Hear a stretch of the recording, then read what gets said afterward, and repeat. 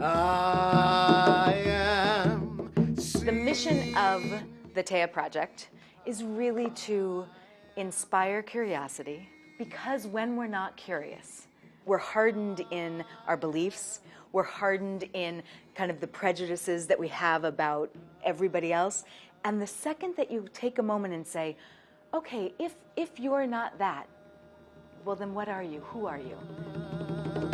Right after 9/11, the way I was walking in the world and perceived in the world was different immediately. The venom that people can just share with their eyes was what was so scary. And I just had too many people just stare at me and glare at me for too long that I stopped taking the subway for a while. Sandeep is another individual that we were lucky enough to interview. We sat for about an hour and he told some amazing stories, but he told us the story about what happened to him after 9/11 when he was in the airport.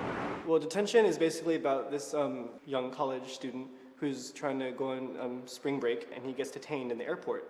February 2002 was the first time I took a flight after 9/11. When I sat down at the gate, just a few minutes later, a group of soldiers in the fatigues came up to me, and there's a guy in a suit, and he said, I need you to follow me. What's wrong? Come with me, sir. Remove the hat. You can't wear that here. It's a religious rite. Meanwhile, there's people all around, and I saw one woman with her child pointing at me, and I sort of got the gist of it, that look, there's a terrorist being caught, and I saw another person taking pictures of me, and people were staring. Like, I'm just doing my job. Laughing. We got one. I tried to ignore them, but You can't wear that here. Sorry. I'm an American! And the person in the suit said, Passport. Excuse me? Your passport, let's see it. I said, I can't give you one of my most important documents just willy-nilly. You're going to have to give me an explanation. Could you just stop? You just have to give us your passport. And I realized, I was like, I have no option. I have no other choice than to give you my passport, because you have 6 armed men surrounding me. He took my passport and he started asking me all these questions like, where was are I you from? Where was I born? Where was I going? Why? And they just kept asking me question after question and repeating them. Where were you born? What city did you grow up in? And at some point I was like, you are clearly trying to trip me up when you're not gonna. There's no tripping me up. I'm telling you the truth. I'm just a regular kid. I'm an NYU student. I'm going away on spring break. There's nothing weird about this story. I stood there, surrounded in the middle of the airport for 2 hours.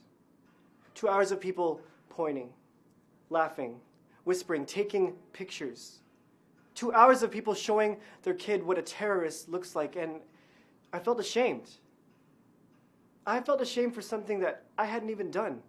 I think people should really understand that deep down, I'm just a white kid. Though I appear different on the outside and I do have different experiences, I watched Growing Pains growing up. I ate Fruit Loops. I played Nintendo. Finally, they cleared me. They gave me back my passport, no apology, and I booked the next flight out.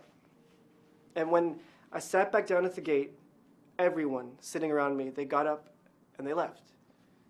And I thought, so this is how it's going to be. I think that was my first window into what it was like to be a black American. The sense of unease everywhere, and the sense of just intolerance, and just, nobody's getting me, and wanting to be only with my own. I got that.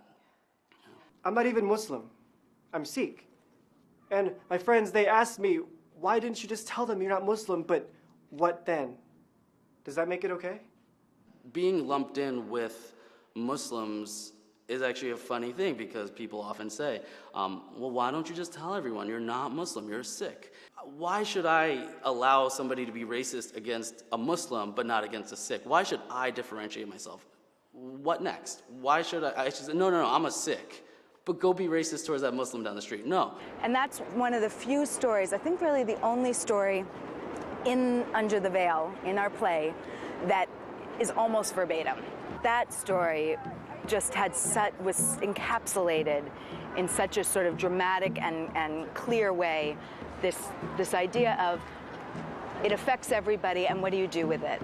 Look into my eyes, tell me what you see. Look into my eyes and see me. Not what you've been told, not some fantasy. Look into my eyes and